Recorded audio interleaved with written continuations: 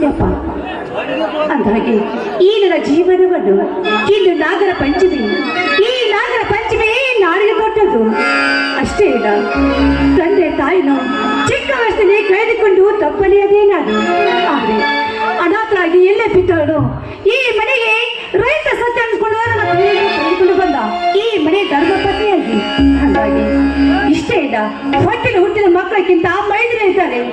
ಅವ್ರು ಒಳ್ಳೆ ಅಳತೆ ಹಚ್ಚುವ ಬರ ನೀನೇ ಕೊಟ್ಟಂದೆ, ಇದನ್ನೇ ಕುಡಿದೆ, ನೀನೇ ಸೆರೆಗೊಟ್ಟಿ ಬಿಡ್ತೀನಿ ನಾನು.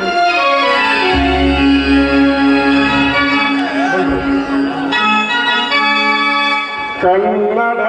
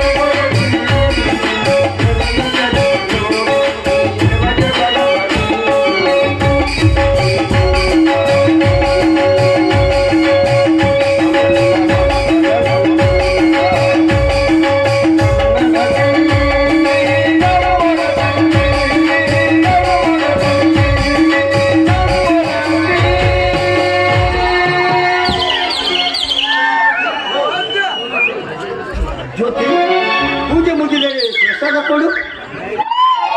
ಬಡಿಸೋದು ನಾನು ಕೂಡ ನಿಮ್ಮ ದಾರಿನೇ ಕಾಯ್ತಾ ಇದ್ದೆ.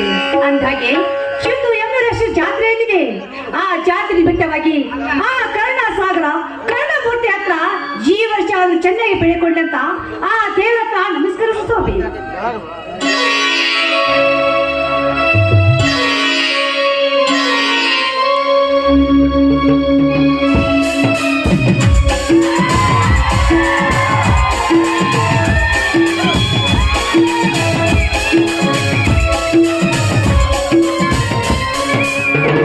ಮಾರುತೇಶ್ವರ, ಈ ಭೂಮಿ ತಾಯಿಯೇ ನನ್ನ ಉಸಿರು, ಮಣ್ಣನ್ನೇ ಚಿನ್ನವೆಂದು ನಂಬಿಕೊಂಡು ಬದುಕುತ್ತಿರುವ ಈ ರೈತನ ಪಾಡು ಒಂದು ಹೊತ್ತಿನ ಊಟಕ್ಕೂ ಗತಿ ಇಲ್ಲದಂತಾಗಿದೆ ಈ ಕಲಿಯುಗದ ಕಾಲದಲ್ಲಿ.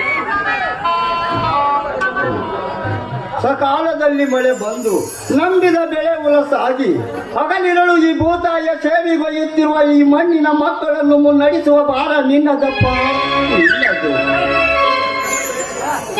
ತಂದೆ ಕರುಣಾಂಬೆ ನೋಡಿದ ಈ ರೈತರು ಅಂದಾಗೆ ನಿನ್ನ ನಂಬಿಕೊಂಡೇ ಕೂತಿದ್ದಾರೆ.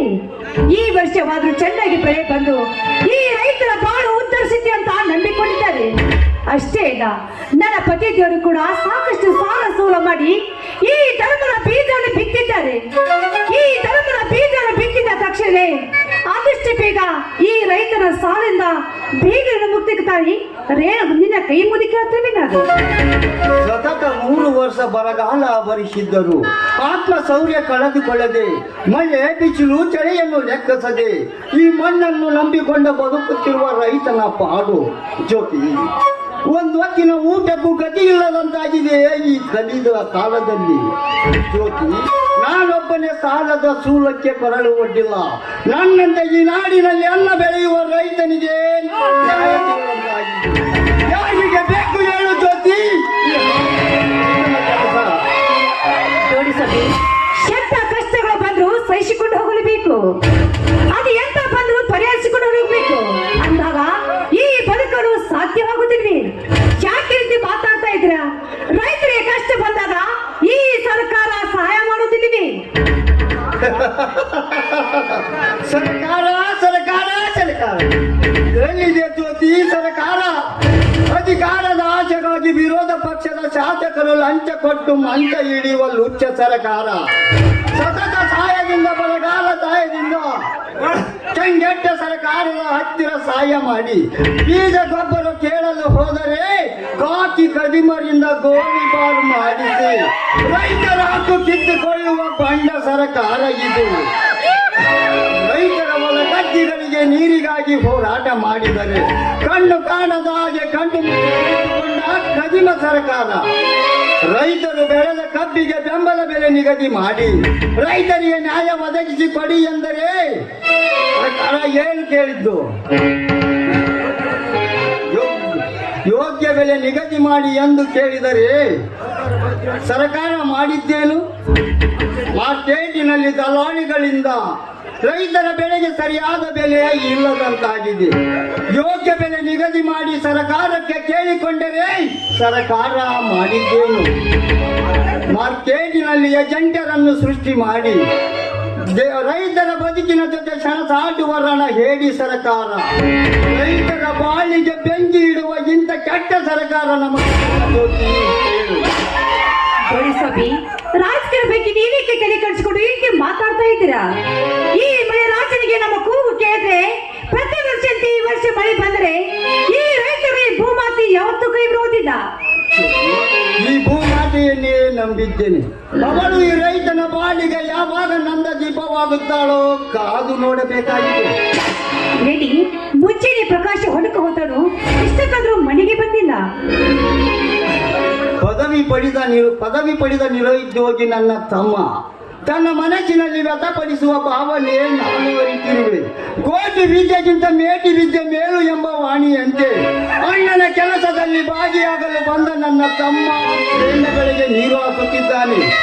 ಇಂದು ಜಾತ್ರೆಯ ಸಂಭ್ರಮದಲ್ಲಿ ಎತ್ತುಗಳನ್ನು ಹಿಡಿದುಕೊಂಡು ಬಾ ನಾನು ಎಂದು